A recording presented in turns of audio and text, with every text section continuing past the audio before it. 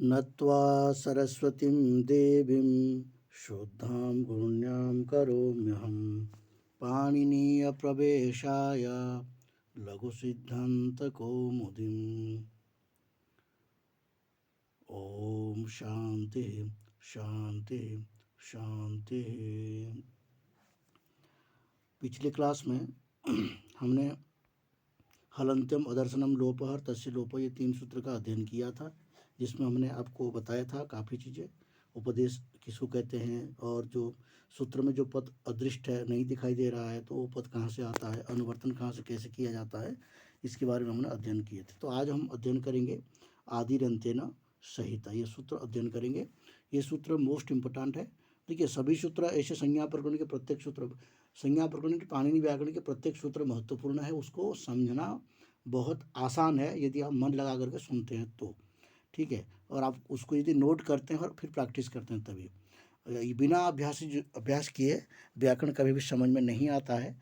इसलिए मैं बार बार आप लोगों को कहता था कि इसको हम लाइव पढ़ेंगे तभी आपको ज़्यादा से ज़्यादा समझ में आएगा, ठीक है। देखते हैं कहाँ तक चलता है, और कोशिश करेंगे आगे लाइव चलाने के लिए, क्योंकि अभी थोड़ा साधन सामग्री जुटाने में हम लगे हैं। जब साधन सामग्री ठीक ठाक आ जाएगा तो इसको लाइव चलाया जाएगा, ताकि आप लोगों को लाइव क्लास में ज़्यादा ही अच्छा समझ में आए और आपकी रेगुलरिटी बनी रहे, ठीक है। तो इसीलिए अभी हम केवल संज्ञा प्रकरण को ही इस तरह की चलाएंगे। आगे जो है मुझे लगता है लाइव हो जाएगी। जब संधि प्रकरण आएगा तब तक हमारे लाइव क्लास चालू हो जाएगा, मुझे इसे पूरा विश्वास है, ठीक है। तो आप लोग सहयोग करिए और अध्ययन करिए। पहले ये चैप्टर ढंग से अध्ययन करिए, फिर हम आगे लाइव जब चलाएंगे तो आपको ये चैप्टर की क्लियरिटी हो जाएगी, ठीक है। देखिए, आदिरंत्येन सहिता, आदि ही अंत्येन सह इता, ठीक है। आदि ही अंत्येन सह इता, इसमें आदि ही एक पद है, अंत्येन एक पद है, सह एक पद है, इता एक पद है, ठीक है। इतने पद बन करके ये सूत्र बन। ये जो तीनों पद है, ये तीनों पद की विभक्ति देख लीजिए। सबसे पहले क्या है, आदि ही, ठीक है। आदि ही, ये कौन सा विभक्ति होगा, प्रथमा के एक वचन, ठीक है। आदि ही प्रथमा के एक वचन। अंत्येन, अंत्येन तो दिखाई दे रहा है आपको, अंत्येन, अब नोट करते जाइए।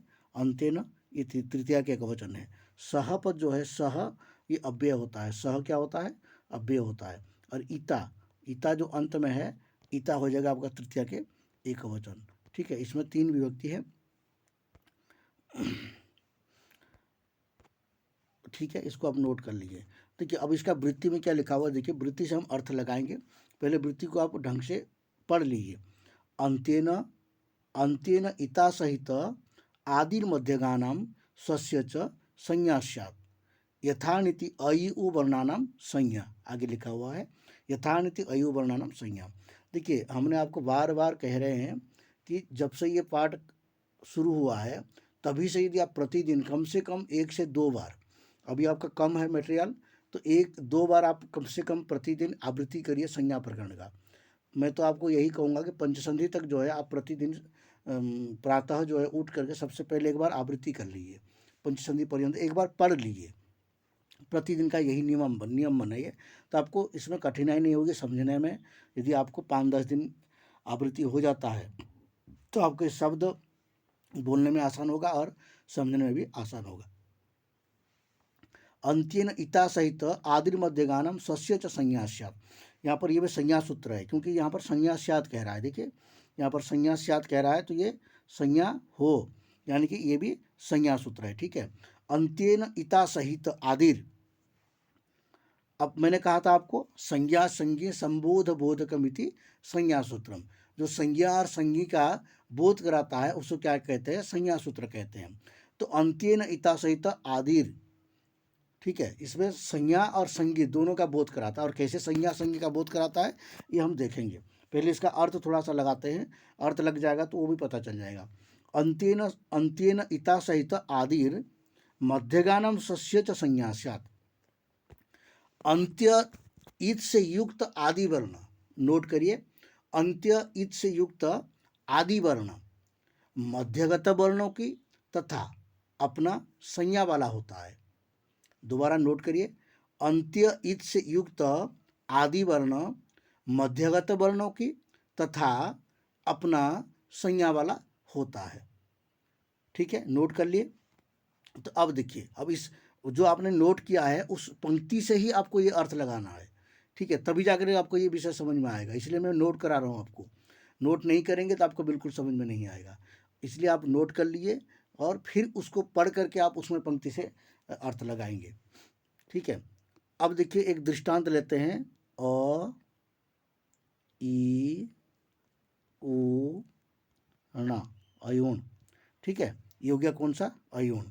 अब यहाँ पर ये जो नकार है, इस नकार का क्या संज्ञा हुआ है, इस नकार का इत संज्ञा हुआ है। ठीक है, इत संज्ञा किस सूत्र से हुआ, हलंतम सूत्र से इसका इत संज्ञा हो गया। ठीक है, यहाँ नोट करते रहिए, ऐसे दृष्टांत में आपको हर चीज लिखना चाहिए। यहाँ हलंतम सूत्र से क्या हो गया, इसका इत संज्ञा हो गया। इत संज्ञा होने के बाद तस्य लोप से इसका लोप हो गया। अब इसको हट गया, क्या बचा इसमें, अ ई और उ। ठीक है, अब इस इत संज्ञा किसका हुआ, इसका हुआ, किसका हुआ, इत संज्ञा हुआ नकार का। अंत्य, अब ये अंत्य है कि नहीं है, अ ई उण में ये अंत्य वर्ण है। अंत्य इत से युक्त आदि वर्ण, अंत्य इत कौन हो गया, णकार। ठीक है, अंत्य इत यहाँ पर लिख लीजिए। अंत्य इत से युक्त आदि वर्ण, आदि वर्ण कौन है, अकार, यहाँ पर अकार लिख लीजिए। आप नीचे लिख सकते हैं, मैं ऊपर लिख रहा हूँ क्योंकि जगह कम है। ठीक है, अंत्ययित से युक्त आदि वर्ण। ठीक है, इसको समझिए ध्यान से। अंत्ययित कौन हो गया, अणकार। अंत्ययित से युक्त आदि वर्ण, ठीक है, ये हो गया अण। अंत्ययित से युक्त आदि वर्ण, ये हो गया क्या, अण। अंत्ययित से युक्त आदि वर्ण, अंत्ययित कौन हो गया, णकार। आदि वर्ण कौन हो गया, अकार। अंत्ययित से युक्त आदि वर्ण, ठीक है, आदि वर्ण हो गया। मध्यगत वर्णों की तथा, मध्यगत वर्णों की तथा, मध्य में कौन कौन वर्ण है, ई और उ है, मध्यगत वर्णों की। अब यहाँ पर ई और उ लिख लीजिए, ये हो गया मध्यगत वर्ण। मध्यगत वर्णों की तथा अपना, अपना यानी कि अपना कौन है, स्वयं, अकार, अपना संज्ञा वाला होता है, संज्ञा वाला होता है। ठीक है, तो अ ई उ इन तीनों का संज्ञा कौन हो गया, अण हो गया। समझ में आएगा नहीं, अ ई उ मध्यगत वर्ण हो गया ई उ, और स्वस्य अपना हो गया अकार। मध्यगत वर्णों के तथा अपना संज्ञा वाला होता है, तो संज्ञा क्या हो गया, अण संज्ञा हो गया। ठीक है, अण संज्ञा हो गया, और संज्ञी कौन हो गया, अ ई उ। नोट कर लीजिए नीचे, अण हो गया संज्ञा, अ ई उ हो गया संज्ञी। संज्ञा और संज्ञी, संज्ञा संज्ञी संबोध बोधकमिति संज्ञा सूत्रम। संज्ञा और संज्ञी का जो सूत्र संबोध बोध कराता है वो हो जाता संज्ञा सूत्र। ये सूत्र कौन हो गया, आदिरंतन संहिता संज्ञा और संज्ञा का बोध कराता है। तो हमने क्या किया, यहाँ पर अण संज्ञा बनाया और उसका संज्ञी कौन हो गया, अ ई उ हो गया। ठीक है, दोबारा देखिए, अब इसका अर्थ जो है हम कहाँ से समझेंगे, ये पंक्ति से समझेंगे। अंत्येन इता सहित अ ई उ, दोबारा देखिए ना। अब इसको, इस पंक्ति को घटाएंगे। जब तक आपका वृत्ति घटाया नहीं जा सकता है, जब तक आप वृत्ति घटाना नहीं सीखोगे तब तक आपका व्याकरण पढ़ना बेकार है। व्याकरण पढ़ने से कोई लाभ नहीं है, वो आप किसी को पढ़ा नहीं सकते हो। इसीलिए वृत्ति को घटाने के लिए आपको हमेशा जो है प्रयत्न करना चाहिए और हमेशा सीखना पड़ेगा वृत्ति को कैसे घटाया जाता है। एक सदे तो सब सदे, मैं आपको कहता हूँ 100%।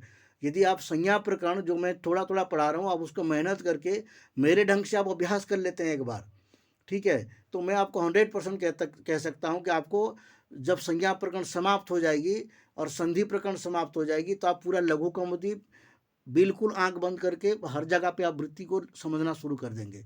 आपको ज़्यादा मेहनत करने की जरूरत ही नहीं पड़ेगी। वृत्ति बता दिए, अर्थ बता दिए, फट से आप समझ गए कि कैसे इसको घटाना है। और ये होता है इम्पोर्टेंट ट्रिक, किस में, व्याकरण में। ठीक है, ये आपको कोई नहीं बताएगा, मैं आपको कह रहा हूँ, कोई आपको ऐसे नहीं पढ़ाएगा कि आप पढ़ करके विद्वान बन जाओ। ठीक है, पढ़ करके आप दूसरे को पढ़ा सको, इस ढंग से कोई नहीं पढ़ाएगा। हाँ, बड़ करके पढ़ाते चले जाएंगे और आप बड़ करके सुनते चले जाओगे, उसके बाद पता ही नहीं चलेगा आपको कि कौन सा संज्ञा कहाँ से हो रहा है, कौन सा शब्द कहाँ से आ रहा जा रहा है। ठीक है, इसलिए मेहनत करके पढ़ेंगे तो आपको ज़्यादा से ज़्यादा लाभ होगा। देखिए, अंत्येन इता सहित आदिर, यहाँ तक जो है आपको एक डिवाइड कर लीजिए। अंत्येन इता सहित आदिर, अंत्येन इता सहित आदिर। ठीक है, अंत्येन इता, अंत्येन इता यानी कि अंत्य इत से युक्त आदि वर्ण, अंत्येन इता सहित आदिर, तो क्या हो गया ये अंत्य इत हो गया नकार, अंत्येन अंत्येन इता सहित आदिर, अंत्य इत से युक्त आदि वर्ण, मध्यगत वर्णों की, मध्यगत वर्ण कौन हो गया ई और उ, ई और उ, मध्यगत वर्णों की तथा स्वयं, मध्यगत वर्णों की तथा स्वयं स्वस्य, मध्यगत वर्ण, मध्यगत वर्णानाम स्वस्य च संज्ञा स्यात्, मध्यगत वर्ण तथा स्वस्य, स्वस्य यानी कि अपना आकार का, स्वस्य च संज्ञा स्यात् अपना संज्ञा वाला होता है। तो अ ई उ इन तीनों वर्ण की संज्ञा कौन हो गया अण हो गया। तो अण संज्ञा किसका, इसका संज्ञा कौन हो गया अ ई उ। इस तरह की जो 14 सूत्र है उसमें हम बहुत सारे संज्ञा बनाएंगे। ठीक है, पहले अण संज्ञा कैसे बनाए, अंत्य इत लिए, अयुण सूत्र लिए और उसमें जो अंत्य इत था उस इत को लिए और फिर स्वस्य के साथ जोड़ करके हमने अण संज्ञा बना दिया। अण संज्ञा में कौन कौन वर्ण आएगा अ ई उ, इस तरह की ये 3 वर्ण आता है। ठीक है, अब हम हर जो सूत्र है उसका हम यहाँ पर बनाएंगे इस तरह की। ठीक है, जैसे यथानिति अ ई उ वर्णानाम संज्ञा, वहाँ कहा था, अब अण संज्ञा हो गया। अण के बाद मान लीजिए अ ई उ, उसके बाद अयुण, यहाँ पर नकार आ गया, नकार का लोप हो गया, अयुण री री। ठीक है, और इधर ककार है रिलरिक। ठीक है, अ ई उ रिलरिक, यहाँ पर नकार बीच में था जिसको हमने यहाँ पर हटा दिया क्योंकि वो इत संज्ञा हो गया है। अब देखिए यहाँ पर भी इस सूत्र को घटाएंगे, अंत्य इत से युक्त आदि वर्ण, अंत्य इत कौन हो गया ककार, अंत्य इत कौन हो गया ककार, अंत्य इत से युक्त आदि वर्ण, आदि वर्ण कौन हो गया अकार, अंत्य इत से युक्त आदि वर्ण, मध्यगत वर्ण कौन कौन हो गया ई उ रील री, ई उ री री, ई उ रील री, मध्यगत वर्णों की तथा और अकार स्वयं, अकार यहाँ आ जाएगा, अ ई उ रील री, ये कौन हो गया अक।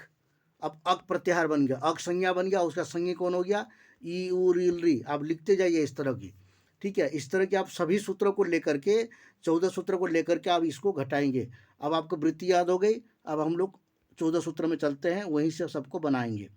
ठीक है, मैं क्यों बोल रहा हूँ आपको कि लाइव क्लास में क्या समस्या आएगी, यही समस्या आएगी लाइव क्लास में कि मैं बोलूँगा आप समझ नहीं पाएंगे जब तक इसको लिखा कर नहीं दिखा जाए। एक तो इन्हें दोनों चीज़ चाहिए, ये पीडीएफ भी आपको दिखाना पड़ेगा और साथ में लिखना भी पड़ेगा, दोनों नहीं होगा तो नहीं समझ में आएगा। ठीक है, पीडीएफ भी आप देखेंगे तो इसमें आसानी से समझ सकते हैं और फिर लिख करके बताएंगे तो आसानी से समझ सकते हैं। ठीक है, तो मैंने जो कहा था अंत्य से युक्त आदि वर्ण। ठीक है, अभी हमने क्या बनाया, अभी हमने एक अण संज्ञा बनाया, एक अक संज्ञा बनाया। मान लीजिए हमको एक संज्ञा और बनाना है, यहाँ से अयुण से लेकर के एओंग तक, मान लीजिए चकार तक ले लेते हैं। ठीक है, यहाँ तक लेते हैं तो अंत्य इत हो गया, यहाँ पर कौन हो गया अंत्यित हो गया चकार। ठीक है, अंत्यित हो गया चकार, अंत्यित से युक्त आदि वर्ण, आदि वर्ण कौन हो गया अकार। ठीक है, अंत्यित से युक्त आदि वर्ण, अंत्यित हो गया चकार, आदि वर्ण कौन हो गया अकार, अंत्यित से युक्त आदि वर्ण ये हो गया संज्ञा वाला भाग। ठीक है, मध्यगत वर्णों के, मध्यगत वर्ण में कौन आएगा ई उ, नकार इत संज्ञा है रील री, तो ई उ री री। ठीक है, उसके बाद ए ओ, उसके बाद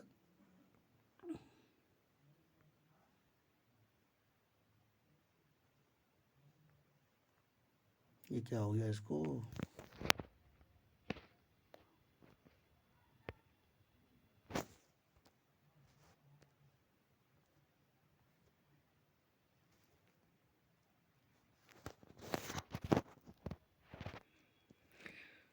ठीक है, अंत्यित से युक्त आदि वर्ण, अंत्यित से युक्त आदि वर्ण कौन हो गया अंत्यित हो गया, इसमें कौन चकार, आदि वर्ण कौन हो गया अकार, अच हो गया।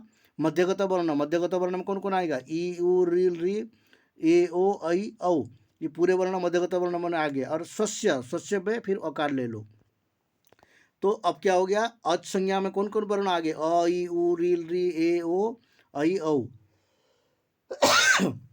ये हो गया कौन सा संज्ञा हो गया। ठीक है, तो ये संज्ञा क्या हो गया अच संज्ञा। अब अच संज्ञा में ये सारे वर्ण आएंगे। अब मान लीजिए, अब इसमें एक और संज्ञा बनाते हैं। जैसे मान लीजिए ईण संज्ञा बनाते हैं, ईण। ठीक है, अभी हम कहाँ से ले रहे थे? अ से ले रहे थे। अब हम ई से लेंगे और ईण संज्ञा बनाएंगे। हमको ईण संज्ञा बनाना है। ईण संज्ञा क्या हो जाएगा? अंत्ययित कौन हो गया? नकार। ठीक है, अंत्ययित से युक्त आदि वर्ण कौन हो गया? इकार। ठीक है, क्योंकि हम ईण बना रहे हैं। अंत्ययित से युक्त आदि वर्ण, मध्यगत वर्ण कौन हो गया? उकार। और स्वस्य इकार हो गया। ठीक है, तो संज्ञा ईण बना और इसमें संज्ञा कौन कौन हो गया? ई और ऊ हो गया। ईण, ईण, इक, इक, इट, जितने भी आप, इच, ठीक है, जितने भी आप संज्ञा बनाना चाहेंगे यहाँ से उतने संज्ञा हम बना सकते हैं। अब कितने आप ये ट्रिक समझ गए तो मैं आपको भी संज्ञा दिखाऊंगा कि कौन कौन से संज्ञा आपको बना करके रखना है, ताकि आपको एक बार अगर वो सारे संज्ञा बना लेंगे, एक बार वो सारे प्रत्याहार कहते हैं इसको, ठीक है, अण प्रत्याहार, ठीक है, अण प्रत्याहार, अच प्रत्याहार, प्रत्याहार कहते हैं इसको, ईण प्रत्याहार। तो प्रत्याहार बना लेंगे आप एक बार सभी, तो आपको फिर दिक्कत नहीं होगी ये समझने में। एक बार तो आपको बनाना ही पड़ेगा, क्योंकि बिना मेहनत की कोई ठीक आपको जो है उसका लाभ होगा नहीं। ठीक है, तो इसलिए एक बार अब इसको बना लीजिए। ठीक है, अब देखिए मान लीजिए अभी हम क्या जस संज्ञा बनाएंगे। जस, जस संज्ञा बनाना चाहते हैं हम, तो ज से लेकर के तालु शकार तक जाएगा। अंत्ययित हो गया शकार, अंत्ययित से युक्त आदि वर्ण हो गया जकार, अंत्ययित से युक्त आदि वर्ण, मध्यगत वर्ण हो गया ज ब ग, ज ग, ज ब ग ड, ब ग ड, ये सब हल वर्ण है, ध्यान रखिए। ड और द, ये सभी हो गया मध्यगत वर्ण। और स्वस्य हो गया जकार। तो जस प्रत्याहार में कौन कौन वर्ण आएगा? ज ब ग ड द, इतना वर्ण आ जाएगा। ठीक है, इस तरह से आपको सभी संज्ञा बनाना। मान लीजिए हम हल संज्ञा बनाएंगे, हल, हकार से लेकर के लकार तक हल संज्ञा बनाएंगे। तो अंत्ययित कौन हो गया? लकार। अंत्ययित से युक्त आदि वर्ण हकार, अंत्ययित से युक्त आदि वर्ण। मध्यगत वर्ण में कौन कौन आ जाएगा? य व र, य व र ल, उसके बाद य म ग न न, सब मान के चलिए। झ भ, घ ढ ध, ज ब ग ड द, ख फ छ ठ च ड त, क प श ष स ह, ये सब ह दोबारा आ जाएगा, तो इसलिए दोबारा नहीं लेना, एक ही बार लेना है। तो स्वस्य च, स्वस्य में हकार आ जाएगा। तो हल संज्ञा में कितना हो गया? हकार से लेकर के, यानी कि ये हकार से शुरू होकर के लकार तक जितने वर्ण है, ये बीच में जितने वर्ण है, ये सभी हल संज्ञा में आ जाएगा। उसी तरह हम अलग अलग प्रत्याहार यहाँ पर बनाएंगे। ठीक है, जैसे झ प्रत्याहार बनाएंगे तो झ भ आ जाएगा। हाँ, और ह से लेकर के मान लीजिए सकार तक, तालु सकार तक लेना है, तो हस प्रत्याहार यहाँ पर बना सकते हैं। ठीक है, देखिए यहाँ पर एक बात कहा है, अंत्य इत से युक्त आदि वर्ण। हमने क्या पढ़ा यहाँ पर? अंत्य इत से युक्त आदि वर्ण, ये पढ़ा। अंत्य इत से युक्त आदि वर्ण। आदि वर्ण हम कैसे ले सकते हैं? देखिए आदि वर्ण तो यहाँ अकार है, सूत्र के आदि वर्ण, सभी सूत्र के आदि वर्ण अकार है। दूसरा सूत्र के आदि वर्ण ऋकार है। तीसरा सूत्र के आदि वर्ण एकार है। चौथा सूत्र के आदि वर्ण ऐकार है। पांचवा सूत्र के आदि वर्ण हकार है। तो अंत्य से युक्त यदि आदि वर्ण लेंगे तो सूत्र के आदि वर्ण आना चाहिए। तो फिर ये जो ईण, ईण जो प्रत्याहार बन रहा है, जो ईण प्रत्याहार बन रहा है, ये तो आदि में है नहीं। समझ में आया कि नहीं? ये आदि में है नहीं। जब ये आदि में है नहीं तो आदि वर्ण कैसे मान लें हम? अब आदि वर्ण हम कैसे ले सकते हैं इसको? तो यहाँ पर कहते हैं कि अंत्य इत से युक्त आदि वर्ण जब लिया जाता है तो वहाँ पर आदि से आपको वर्ण के आदि नहीं लेना है, बल्कि जो हमारे बुद्धि में स्थित, हम क्या करना चाहते हैं? हम एक संज्ञा बनाना चाहते हैं और हमारे बुद्धि में स्थित है कि आदि और अंत दोनों वर्ण हमारे बुद्धि में स्थित है। उस बुद्धि में स्थित आदि और अंत को लेना है, ना कि ये सूत्रों के आदि और अंत को लेना है। यदि, क्योंकि हम चाहते हैं कि ये इस वर्ण से लेकर के इस वर्ण तक हमारे संज्ञा बने। ठीक है, हम चाहते हैं ई वर्ण से लेकर के जो है कहाँ तक, णकार तक जो है संज्ञा बने। ठीक है, या फिर दूसरे जो लण की णकार तक संज्ञा बने।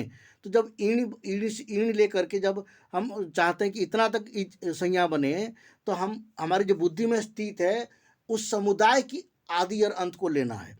ठीक है। आदिरंतन संहिता में उस समुदाय के आदि और अंत को लेना है। मुझे भी बहुत संशय हुआ था इसमें कि आदि वर्ण कहने से तो आदि ये कैसे सब कैसे ले सकते हैं इसको। फिर हमने कुछ अभी भी जब हम लोग को क्लास चल रहा था अभी जो महाराज जी के पास में, अभी 1-2 साल पहले मैंने पूछा इस बात को कि अंत्येत से युक्त आदि वर्ण जब वहाँ पर लिया जा रहा है, तो आदि वर्ण कहने से तो यहाँ पर जो सूत्र के आदि वर्ण समझा जाना चाहिए। फिर हम बीच में से उठा रहे हैं आदि वर्ण को, कैसे आदि होगा वो।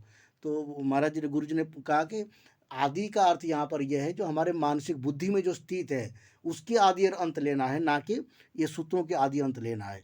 ठीक है। अंत्य ईत तो होना चाहिए, अंत्य ईत होना चाहिए, ईत होना चाहिए। और आदि वर्ण में क्या लेना है, बुद्धि में स्थित जो आदि वर्ण है उसको लेना है। यानी कि हमने जो तय कर रखा है कि यहाँ से यहाँ तक हमको संज्ञा बनाना है। चलिए मान लीजिए हमको एकार के लेकर के चकार तक संज्ञा बनाना है, तो यहाँ पर एच हो गया हमारा आदि और अंत। ठीक है। ए हो गया आदि, अंत हो गया च, एच हो गया। मान लीजिए य से लेकर के हम शकार तक बनाना चाहते हैं। ये जो हैवरट में बीच में है यकार, और तालु शकार जबगढ़ 10 में है। यश प्रत्यार हम बनाना चाहते हैं, यश प्रत्यार बनाना चाहते हैं। तो यहाँ पर आदि और हमारे मन में क्या स्थित है, यश को हमको बनाना है। तो शकार जो हो गया अंत्यहित हो गया, और आदि हो गया यकार। हमारे मान बुद्धि में स्थित जो आदि और अंत है उनको लिया गया है, तो क्या बन जाएगा, यश बन जाएगा। तो इस तरह के यहाँ पर जो है बहुत सारे प्रत्याहार बनेगा। तो अब हम चलते हैं कि आपको क्या क्या प्रत्याहार बनाना है। मुझे लगता है हमने सारे प्रत्याहार आपको बना दिए। जैसे यहाँ पर मान लीजिए खर प्रत्याहार बनाना है, तो खर प्रत्याहार बनाना है खपछट से लेकर के शशसर तक ले लीजिए आप। तो र हो गया अंत्ययित, और ख हो गया आदि वर्ण, और मध्यगत वर्ण कौन हो गया, फ छ ठ थ ट च ट त क प श स और अपना शस्य स्व यानी कि खकार। तो खकार से लेकर के ये श श स तक जो है खर प्रत्याहार हो जाएगा। खल प्रत्याहार बनाना है तो उसे खल प्रत्याहार बना लीजिए, खय प्रत्याहार बनाना है तो खय प्रत्याहार बना लीजिए। अब मैंने आपको टास्क देता हूं कि आपको होमवर्क क्या होना चाहिए। आपके पास होमवर्क है कि आप ये 42 प्रत्याहार आप बना लीजिए। ये 42 प्रत्याहार में क्या क्या बनाना है,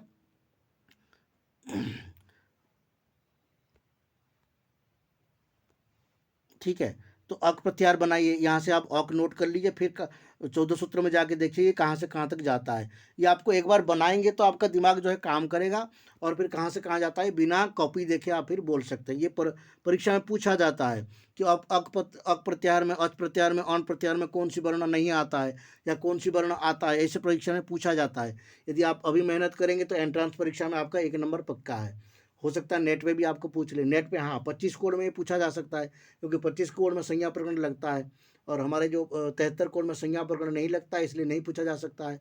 तो इसका मतलब ये नहीं है कि आपको ये तैयारी करना नहीं है। ठीक है। आप ये तैयारी करोगे तो आगे इसका उपयोग में आ जाएगा। जैसे वहाँ जो क्या इको यण सूत्र में ई कर अण आएगा, इको यण ची माने ईक प्रत्यार आ गया और यण प्रत्यार आ गया। ठीक है। इको यण ची यहाँ अगर आप तैयारी नहीं करेंगे तो वहाँ कैसे करेंगे। तो इसलिए ये 42 प्रत्यार को आप नोट करिए, और 42 प्रत्यार को एक बार कापी में लिख लीजिए। और यदि आपको कोई डाउट्स होता है तो आप मेरे मोबाइल नंबर पर भी आप बता सकते हैं। ठीक है। 98971981471445। ठीक है। मुझे तो पता ही नहीं चल रहा है कि लोग पढ़ रहे हैं कि नहीं पढ़ रहे हैं। ठीक है। जो छात्र हैं हमारे साथ जुड़े हुए हैं, ये आपके लिए बनाया जा रहा है, ना कि हम किसी और के लिए बना रहे हैं। ठीक है। आप मेहनत करके पढ़ें और आपको ये विषय समझ में आए, और ऐसे पढ़िए कि आप दूसरे को पढ़ा सके, तब जाके मेरा मेहनत सफल जाएगा। ठीक है। आपको प्रतिदिन एक वीडियो मिल रहा है, चाहे जो भी हो टाइम पर एक दिन में एक वीडियो मिल रहा है। मैंने कहा था आपको रात को 8 बजे तक आपको क्लास चलेगी, तो 8 बजे तक मैं एक वीडियो आपको प्रतिदिन देते जाऊंगा। ये मेरा नियम बना है और मैं बनाते रहूँगा। कभी आगे पीछे हो जाता है तो भी मैं आपको वीडियो एक बना करके ज़रूर दूंगा। ठीक है। तो आप ये प्रत्याहार समझ गए, अक प्रत्याहार, अच अट अण, ये 42 प्रत्याहार को एक बार आप जरूर बनाइए। एक प्रत्याहार यहाँ पर और छूट गया है जिसको मैं आपको एक बार बता देता हूँ। जैसे हमने पढ़ा था एक पंक्ति, लण मध्य तु इत संज्ञक, लण सूत्र मध्य में इत संज्ञक, लण सूत्र मध्य में जो अकार है वो इत संज्ञक है। ठीक है। जैसे हमने कहा था हकार आदि में जो अकार है वो उच्चारण के लिए, परंतु जो लण सूत्र के मध्य में जो अकार है वो इत संज्ञा है। देखिए लण सूत्र है, लण सूत्र मध्य में कैसे है इसको नोट कर लीजिए, ल अ, ठीक है, और न। ठीक है। सुना है कि नहीं। तो ये हो गया आपका लण सूत्र के मध्य में जो अकार है इसका इत संज्ञा हो जाएगा, इत संज्ञा हो जाएगा तो इसका लोप हो जाएगा, ये भी इत संज्ञा है। अब देखिए, अब यहाँ पर क्यों यहाँ ईद संज्ञा किया गया। एक प्रत्यार और बनाना है हम लोग को, र प्रत्यार, ये अभी से आप पढ़ लीजिए। र प्रत्यार बनाना है। र प्रत्यार में क्या है, रकार और अकार है।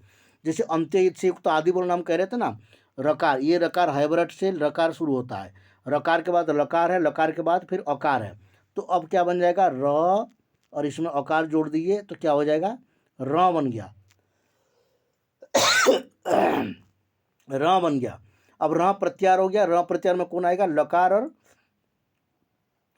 रकार और लकार। र प्रत्यार में कौन आएगा, रकार और लकार। इसका उपयोग आगे आपको देखने को मिलेगा, ठीक है। उरण रपर सूत्र में इसका आपको उपयोग देखने को मिलेगा, संधि प्रकरण में जब उरण रपर आएगा। तो इसलिए र प्रत्यार भी यहाँ पर बना के आप रख लीजिए। इस 42 प्रत्यार में एक प्रत्यार हो गया र प्रत्यार, ठीक है। अब इस 42 प्रत्यार को आप देख लीजिए, तो इसमें 42 प्रत्यार में र प्रत्यार नहीं है, ठीक है। इसमें 42 प्रत्यार है। इसके बाद आपको क्या बनाना है, एक र प्रत्यार बना के यहाँ उसको रखना है, जिसमें आपको र में क्या आएगा, र और ल आएगा। कैसे आएगा मैंने बता दिया।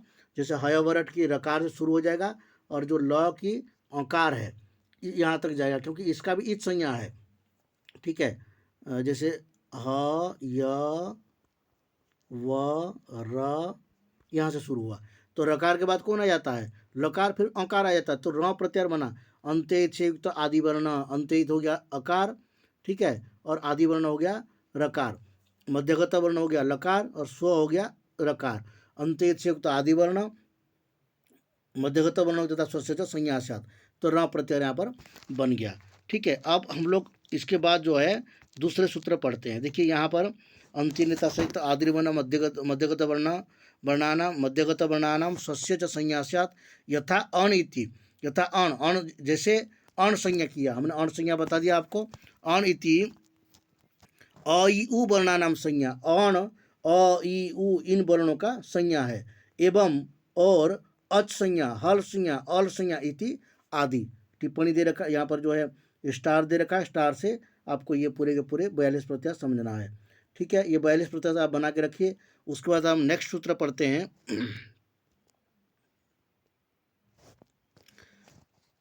उकालो ह्रस्व दीर्घ प्लुतः। यदि आपको दिक्कत होगी तो आप इसको यहाँ पर स्टॉप कर लीजिए और प्रैक्टिस करिए, फिर बाद में यहाँ से आप नेक्स्ट ये उकालो ह्रस्व दीर्घ प्लुतः भी पढ़ सकते हैं, ठीक है। उकालो ह्रस्व दीर्घ प्लुतः, या तो फिर मैं भी इसको एंड कर देता हूँ, अब नेक्स्ट वीडियो भी बना दूंगा ताकि नेक्स्ट वीडियो आप इसके आगे देख सकें, क्योंकि यहाँ पर टास्क आपके पास बहुत है। यदि आज पढ़ेंगे तो कल ये टास्क आप कर लीजिए, फिर उसके बाद नेक्स्ट सूत्र पढ़ सकते हैं, ठीक है। यदि आप तैयार पहले से कर रखे हैं तो आप दोनों सूत्र एक साथ ही पढ़ सकते हैं। मैंने दोनों को एक साथ अपलोड कर दूंगा। इसको वीडियो को यहाँ पर एंड करता हूँ मैं। ओम।